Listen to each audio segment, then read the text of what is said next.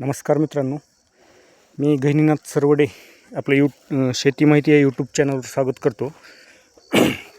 मित्रांनो, हा जो समोर तुम्हाला व्हिडिओमध्ये ऊस दिसतोय याचं वय फक्त 2 महिने आहे. हा 1 एकरचा प्लॉट आहे आपलाच. सरीतला अंतर 5 फुटाचं आहे आणि 2 डोळा पद्धतीनं आपण लावण केलेली होती. लक्ष करा, ऊसानं ग्रोथ चांगली केलेली आहे. तर मी जर मध्ये बसलो ना तर म्हणजे कंप्लीट डोक्याच्या वर ऊस चालला आहे. तर मित्रांनो, याला आपण औषधं पण भरपूर दिलेली आहेत. हे 86-032 आहे. तुम्ही ध्यान करा, याची पानाची क्वालिटी वगैरे एकदम हिरवीगार आहे. सध्या एकदम ऊन तर भयानक कडक चालू आहे. आपण याला ठिबकद्वारे देतो जे पण काही द्यायचे ते. ऊसाचा फुटवा पण 1 नंबर झालेला आहे. हे बघा, आपण गॅप पण तसा ठेवला आहे बरं का. आणि विशेष गोष्ट तुम्हाला एक सांगतो, जर असे निरोगी पाणी म्हणजे आता कुठल्याही पिकाचं जर निरोगी राहण्यासाठी आहे ना, सगळ्यात महत्त्वाचं असतं प्रकाश संश्लेषणाचं काम. की पानाने जर प्रकाश संश्लेषण चांगलं व्यवस्थित केले तर ते झाड व्यवस्थित अन्नद्रव्य तयार करतं, जमिनीतून अन्न ओढून पण घेते आणि एकदम छान कंडिशनमध्ये राहतं ते. तर त्याच्यासाठी आपण ऊसाला आहे ना मॅग्नेशियम सल्फेट एकदम विद्राव्य खत आहे ते तुम्ही त्याच्या बुडावर पण टाकून म्हणजे महागून पाणी दिलं तर ते शक्यतो वाहून जाते. पण ड्रीप जर असेल तर ड्रीपमधून तुम्ही 25 किलोची एक बॅग 1 एकरसाठी जर तुम्ही ड्रीपद्वारे वापरली तर एकदम उत्तम होईल. आणि जर तसं नाही करता आलं असेल तर बेसल डोसामध्ये पण तुम्हाला ते मिक्स करून ऊसाला देता येते.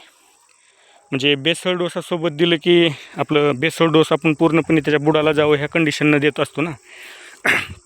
आणि सेपरेट आणि एकदम असं जसं ते इतर खतं असतात ना जे म्हणजे फास्ट विरघळतात, तसं ते एकदम पटकन विरघळून जाते. त्यात काही विषय नाही आणि एवढं तो महाग पण नाही. माझ्या मते 550 रुपयेपर्यंत तुम्हाला 25 किलोची बॅग भेटेल त्याची.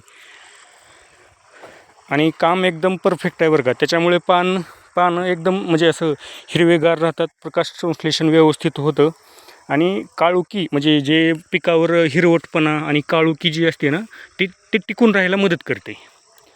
आणि हे लक्ष करा, आता हा एवढा लहान ऊस आहे, ह्याची सध्या चौकाई 2 बोटापेक्षा सुद्धा थोडं अंतर जास्त आहे. बघा हे पानं. आणि खालून दाखवा फुटवा पण चांगला होलेला आहे. आपण याचा काही कोंब वगैरे ते जोट काय म्हणतात जेटा कोंब तो काय आपल्याला नाही जमला, म्हणजे आपण ते काही काढणार नाही. कारण ते कसं आहे, ते जे म्हणजे ज्या लोकांना अनुभव आहे ना त्यांनी केलं तर चालतं आहे. मग आपण काय असं नाही केलेलं.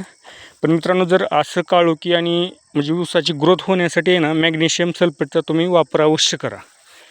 आणि आता एक वेळेस टाकलो ना तुम्ही म्हणजे ऊसाची लहान ग्रोथ आहे तेव्हा एकदा, आणि पावसाळ्यामध्ये एकदा टाकायचं, मग बस झाले. तुम्ही वर्षाकाठी फक्त 50 किलो जरी मॅग्नेशियम सल्फेट टाकलो ना तरी भरपूर झालं त्याला.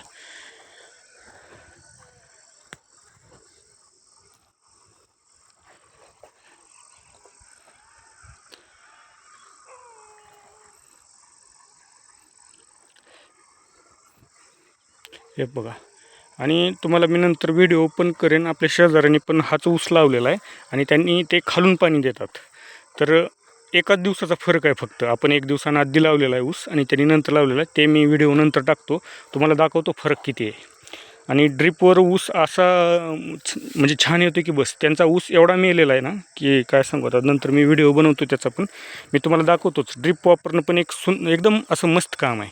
एक तर ड्रीपद्वारे आपल्याला खातं पाहिजे तेव्हा आणि पाहिजे तेव्हा पाणी देता येते, संध्याकाळी असो किंवा कोणताही टाईम असो. तर आपण मॅग्नेशियम वगैरे सगळं याला ड्रीपनंच दिलं होतं मित्रांनो. ठीक आहे, धन्यवाद.